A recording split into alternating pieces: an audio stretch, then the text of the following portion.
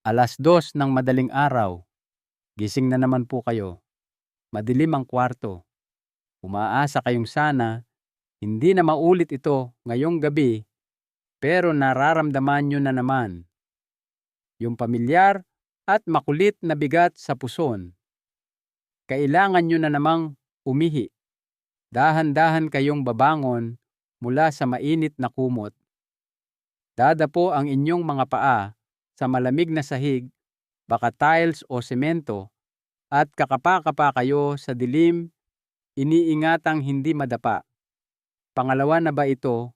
O pangatlo na nakatayo kayo ngayon sa nakakasilaw na ilaw ng banyo, naiinis sa sariling katawan at napapaisip, bakit ba ganito? Wala naman akong masyadong ininom bago matulog. Pagbalik sa higaan, nakatitig na kayo sa kisame at biglang gising na ang diwa nyo. Wala na ang antok. At alam nyo bukas pagbabayaran nyo ito ng matinding pagod lutang na isip at pagiging mainitin ang ulo. Ako po si Dor Benigno Manlapas, ang inyong doktora na laging nakaalalay sa kalusugan ng ating mga lolo at lola. Ang problemang ito ay tinatawag na nocturia. At kung kayo ay lampas 60 anyos, na malaki ang tsansa na pamilyar kayo sa eksenang ito. Isa ito sa pinakamadalas pero hindi masyadong napapansin na pasakit na nagnanakaw ng pinakamahalagang bagay sa atin, ang mahimbing na tulog. At ano ba ang madalas na ipinapayo sa atin? Huwag ka nang uminom ng tubig paglagpas ng 6:00 ng gabi. Nako, hayaan niyong ipaliwanag ko kung bakit terrible at minsan ay delikado pa ang payong yan. Kapag sinasadya niyong tuyuin o i-dehydrate ang inyong sarili, lumalapot ang inyong dugo. Mas nahihirapan ang puso nyo na mag-pump. Pero ang mas malala, nagiging mas matapang at concentrated ang inyong ihi. Ang matapang at maasidong ihi na ito ay naiirita ang maselang lining ng inyong pantog o bladder. Dahil dito, nagpapanik ang pantog at magpapadala ng false signal o maling senyales sa utak na puno na ako, kahit na ilang onsa lang naman talaga ang laman nito.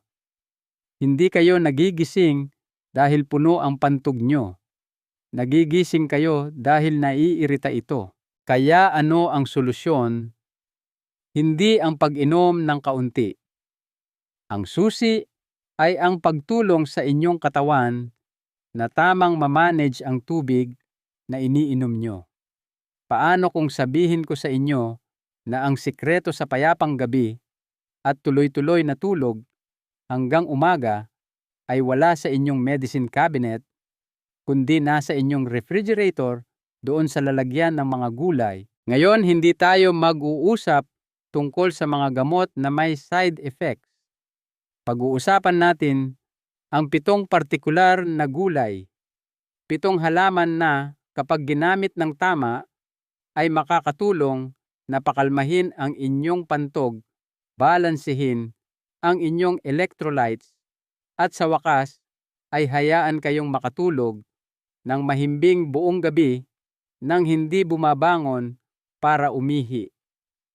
Ang iba rito ay nagpapabawas ng pamamaga. Ang iba naman ay parang double agent. Kakainin nyo sa tamang oras para maubos na ang laman ng tangke bago pa kayo matulog. At ang isa sa kanila, ang ating number 1, ay ang hari ng magnesium, ang mineral na literal na naguutos sa pantog nyo na mag-relax. Makinig po kayo mga nanay at tatay, hindi nyo na kailangang magdusa. Ayusin natin to. Simulan na natin ang ating listahan. Ang number 7 ay marahil ang pinaka-controversial sa lahat. Number 7, wansoy o cilantro. Alam ko sa ngayon kalahati sa inyo ay nag-iisip ng, "Ay, ang sarap niyan sa sawsawan." Pero yung kalahati ay napapangiwi dahil para sa inyo lasang sabon ito. At alam nyo, tama kayo.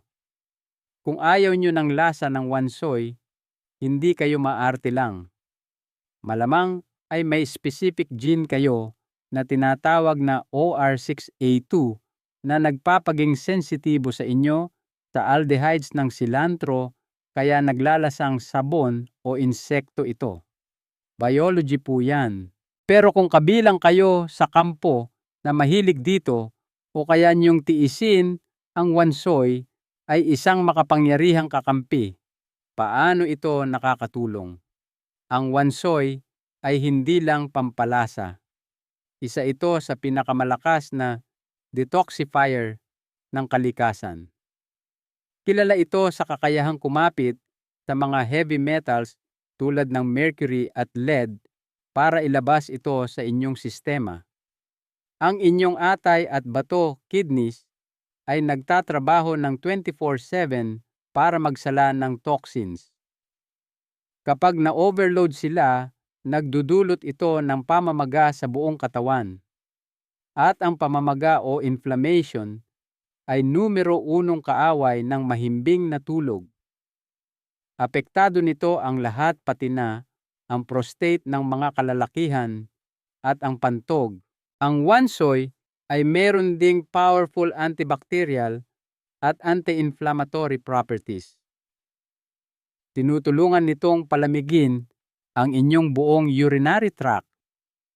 Isipin nyo ito bilang internal coolant o pampalamig sa inyong mga organo.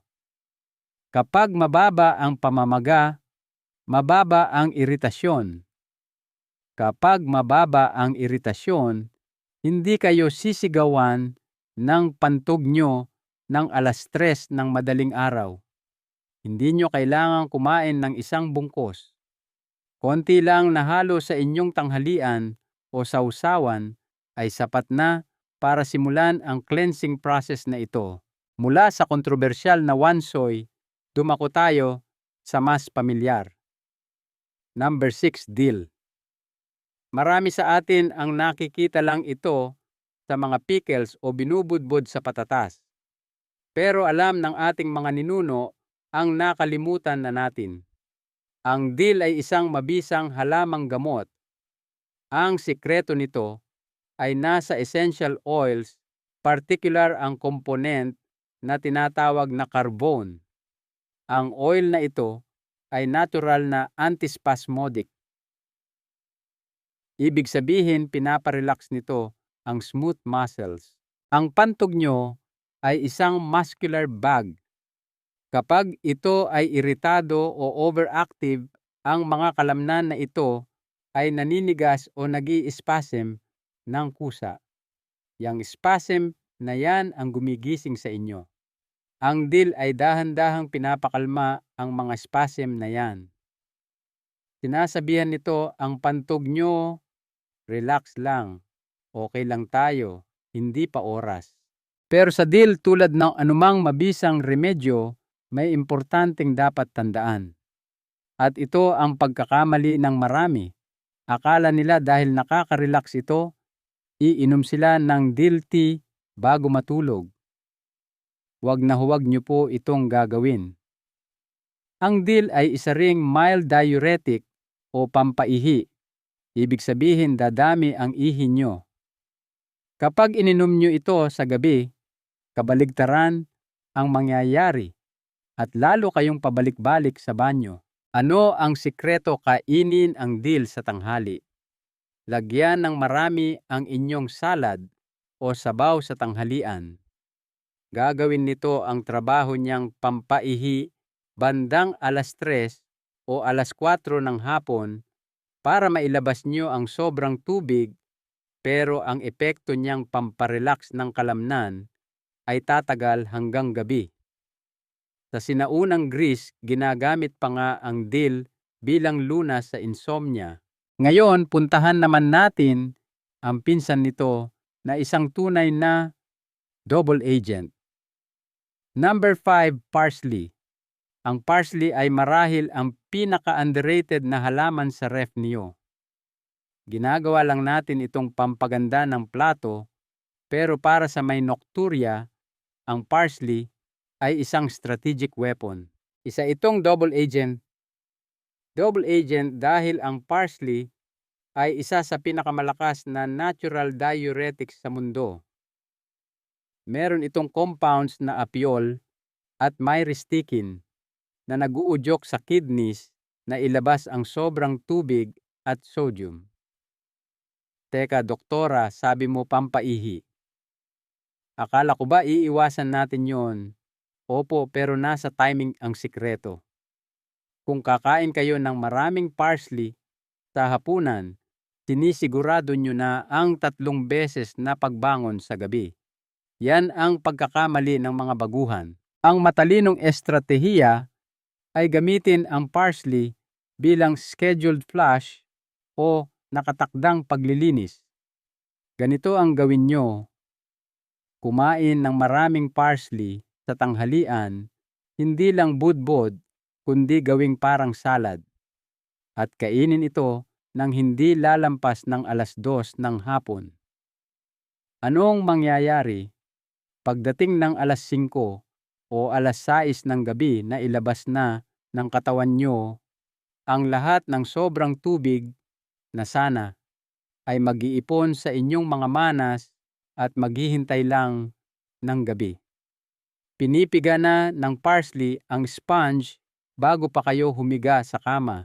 At kalahati pa lang yan ng mahika niya, lalo na sa mga kalolo-lolo natin dyan. Ang parsley ay napakaganda para sa microcirculation. Tumutulong itong ayusin ang daloy ng dugo sa bandang puson at prostate. Sa maraming lalaking lampas, tiskis ang namamagang prostate o BPH ay pisikal na iniipit ang pantog, kaya lumiliit ang capacity nito. Sa pagtulong na bawasan ang pamamaga, dahan-dahang lumuluwag ang pagkakapigil na ito. Kaya tandaan, ang parsley ay kaibigan sa tanghalian pero kaaway sa hapunan. Natalakay na natin ang 3 matatapang na gulay, pero paano kung gusto nyo lang ng simple at ligtas na hapunan, yung siguradong hindi magbibigay ng problema? Dito papasok ang number 4, lechugas o lettuce. Oo, ang simpleng lechugas, romaine man yan o iceberg. Bakit nasa listahan ito? Kasi minsan, kung ano ang hindi ginagawa ng gulay, ay kasing importante ng kung ano ang ginagawa nito. Ang lechugas ay ang perpektong neutral green para sa hapunan. Ito ay 90% tubig, pero ang tubig na ito ay nakakulong sa fiber, kaya dahan-dahan itong nalulusaw at hindi binabaha ang kidneys nyo ng biglaan. Ang pinakamahalaga, napakababa nito sa acid at irritants. Hindi nito kikilitiin o iirita ang lining ng pantog nyo tulad ng ginagawa ng kamatis, sibuyas o citrus fruits. Magaan ito sa tiyan. Hindi ito magdudulot ng kabag o acid reflux na 2 pang salarin sa pagkasira ng tulog. Pero ang lechugas, lalo na ang romaine, ay may munting sikreto. Meron itong substance na tinatawag na lactocarium. Sa mga wild variety nito, mas mataas ang concentration at ginamit pa ito noong 19th century bilang mild sedative, parang pampakalma. Sa mga nabibili nating lechugas sa palengke o supermarket, maliit lang ang amount pero nandoon pa rin siya. Meron itong gentle sedative quality. Kaya kapag kumain kayo ng malaking bowl ng lechugas sa hapunan, 2 bagay ang ginagawa nyo. Pinupuno nyo ang tiyan nyo ng ligtas na fiber at binibigyan nyo ang nervous system nyo ng munting senyales na oras na para mag-relax. Mula sa ligtas na lechugas, dumako tayo sa isang heavyweight ang super green na pinag-uusapan ng lahat. Number 3, kale. Kung wala kayong mahanap na kale sa palengke, nagiging mas available na ito ngayon sa mga groceries sa Maynila at malalaking lungsod. Bakit kale interesado tayo sa vascular support nito? Ipapaliwanag ko ang isang bagay na baka hindi nasabi sa inyo ng doktor nyo. Isa sa pinakamalaking dahilan kung bakit nagigising ang mga seniors sa gabi ay hindi ang kanilang pantog, kundi ang kanilang mga binti at sakong. Ang tawag dito ay nocturnal polyuria na dulot ng pamamanas o peripheral edema. Ganito ang nangyayari. Buong araw, habang nakatayo o nakaupo kayo, hinihila ng gravity ang tubig pababa. Dahil humihina ang ating mga ugat habang tumatanda, na normal naman na iipon ang tubig sa ibabang bahagi ng binti at sakong. Baka hindi nyo masyadong napapansin ang pamamanas, pero nandoon yan. Tapos hihiga na kayo para matulog. Pagka horizontal ng katawan nyo, wala na ang gravity na humihila pababa. Lahat ng tubig na naipon sa binti nyo ay biglang babalik at dadaloy sa inyong bloodstream. Madedetect ng puso at kidneys nyo ang biglaang baha ng tubig at sasabihin nila, "Red alert, sobra ang tubig, kailangan nating ilabas to." Kaya gigisingin kayo ng 2:00 para umihi. Dito pumapasok ang kale. Puno ito ng vitamin K at flavonoids na mahalaga sa pagpapatibay ng pader ng inyong capillaries at veins. Sa pagkain ng kale, ginagawa niyong hindi leaky o tumatagas ang inyong mga tubo. Mas kaunting tubig ang naiipon sa binti sa araw, kaya mas kaunting tubig ang babaha sa gabi. Ang kaunting kale na ginisa sa olive oil para sa hapunan ay puhunan para sa inyong ugat at tulog. Ang susunod sa ating listahan ay gumagana sa parehong prinsipyo. Number 2, bagyo, bean beans o green beans. Pwede ring sitaw. Sasabihin nyo, "Doktora, hindi naman dahon yan." Oo, pero gulay pa rin at napaka-importante para laktawan. Ang bagyo beans o sitaw, tulad ng kale, ay napakahusay lumaban sa manas. Mayaman sila sa potassium at silica. Ang silica ay isang nakalimutang mineral na mahalaga sa pagbuo ng matibay na connective tissues at pader ng ugat. Sa pagpapatibay ng ugat, tinutulungan nito ang katawan na panatilihin ang tubig sa loob ng bloodstream at hindi tumatagas sa tissue ng binti. Pero may isa pang alas ang beans. Fantastic source sila ng magnesium. Tandaan, ang magnesium ay ang relaxation mineral. Tinutulungan nitong i-relax hindi lang ang kalamnan ng binti para iwas pulikat, kundi pati na rin ang kalamnan ng inyong pantog. Ang pinasingawan o steamed na bagyo beans, huwag ilaga sa maraming tubig para hindi mawala ang nutrients, ay isa sa pinakamagandang ulam sa hapunan para masiguro ang tuyong gabi. At ito na ang pinakahihintay natin. Ang number 1. Tinalakay natin ang anti-inflammatory, pampaihi at suporta sa ugat. Pero paano kung may isang gulay na ginagawa ang lahat ng ito? Isang gulay na puno ng minerals, pinapakalma ang tiyan at direktang pinaparelax ang pantog, mga kalolo at kalola. Ang number 1 sa ating listahan ay ang spinach o espinaca. Ang spinach, ang hari pagdating sa paglaban sa nocturia. Heto ang dahilan. Una, magnesium. Kung may isang salita lang kayong tatandaan sa video na ito, sana ay magnesium yun. Karamihan sa atin ay kulang sa magnesium. Ito ang off-switch na mineral. Kailangan ito para makarelax ang kalamnan. Ang pantog nyo ay isang muscle. Kapag kulang kayo sa magnesium, nagiging magalaw o twitchy ang muscle na yan. Nakatenses siya. Hindi siya makarelax para mapuno.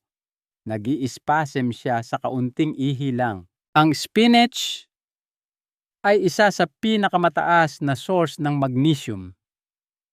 Kapag kumain kayo ng spinach sa hapunan, para nyo na ring binigyan ng natural relaxant ang pantog nyo. Sinasabi nyo sa kanya, okay lang, kalma, mag-stretch ka, huwag magpanik. Pangalawang dahilan, potassium.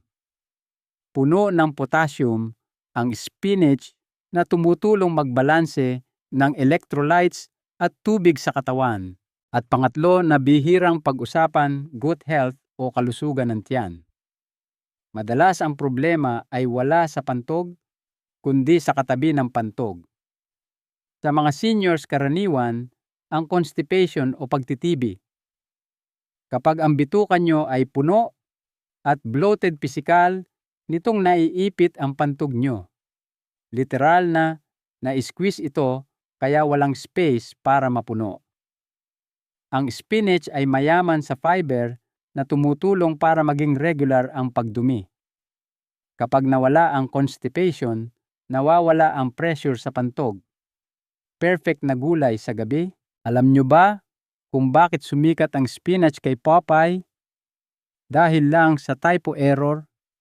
Noong 1870s, isang German chemist ang nagkamali ng lagay ng decimal point sa iron content ng spinach. Akala tuloy ng tao 10 times ang dami ng iron nito. Pero kahit hindi pala siya ganun kataas sa iron, ang tunay na kapangyarihan niya ay nasa magnesium. Kaya quick review tayo. Wansoy cilantro pang detox at anti-inflammation. Dill pang iwas sa spasm pero sa tanghali kainin. Parsley double agent para i-flush ang tubig pagkatapos mag-lunch. Letsugas pinakaligtas at nakakakalmang hapunan. Kale at Baguio beans, sitaw pampatibay ng ugat para iwas mana sa binti. Spinach espinaca, ang hari ng magnesium para diretsong i-relax ang pantog. Pero teka, may isa pang bagay. Ang pagkakain ng mga gulay na ito ay 80% lang ng solusyon. Para makuha ang 100%, kailangan nyong itigil ang mga bagay na sumisira sa lahat ng ito. Bago kayo umalis heto, ang 3 critical bonus rules. Una, iwasan ang evening irritants. May mga pagkain na parang liha o sandpaper sa lining ng pantog. Ang mga salarin kamatis at tomato sauce, maaanghang sili, hilaw na sibuyas, citrus fruits tulad ng dalandan o kalamansi, at nakakalungkot man tsokolate at kape. Ang pagkain ng mga ito sa hapunan ay parang pag-utos sa pantog nyo na gisingin kayo. Pangalawa, ang 3-hour rule. Ang huling kain nyo dapat ay 3 oras bago matulog. At ang huling inom ng tubig o gatas ay dapat 2 hanggang 3 oras bago matulog. Bigyan ng oras ang katawan na i-process ang lahat habang gising pa kayo. Pangatlo, magdagdag ng magnesium at potassium bodies. Samahan ang mga gulay na ito ng pagkaing mayaman sa minerals. Butong kalabasa, almonds, avocado o saging na saba, huwag lang masyadong marami dahil matamis. Nagtutulungan sila para hawakan ang tubig sa loob ng cells, hindi para i-flush ito sa gabi. Hindi po ito magic. Ito ay estratehiya. Hindi nyo kailangang tanggapin na ang putol-putol na tulog ay normal na parte ng pagtanda. Hindi po totoo yan. Ang katawan nyo ay isang napakagandang sistema. At ngayon, humihingi lang ito ng tamang kagamitan. Simulan sa maliit. Pumili ng isa sa mga gulay na ito. Magdagdag ng spinach sa hapunan mamaya o kumain ng ensaladang parsley sa tanghalian bukas. Obserbahan. Makinig sa inyong katawan. Deserve nyo pong matulog. Deserve nyong gumising na presko, malinaw ang isip at puno ng enerhiya. At ito ang mahalagang aral na iiwan ko sa inyo mula kay Dr. Benigno Manlapas. Ang tunay na kalusugan ay hindi laging nakukuha sa botika. Madalas ito ay nasa tamang pagpili ng inihahain sa lamesa. Maraming salamat sa inyong oras. Kung nakatulong ito, pakiusap ay i-share nyo ito sa inyong kaibigan o kumare na baka nagdurusa rin ng tahimik. Mag-iwan ng comment sa baba kung alin sa 7 gulay ang pinakanakagulat sa inyo. Mag-subscribe sa channel para lagi tayong magkita. Ingat po kayo palagi at sa wakas, makakuha na sana kayo ng masarap na tulog.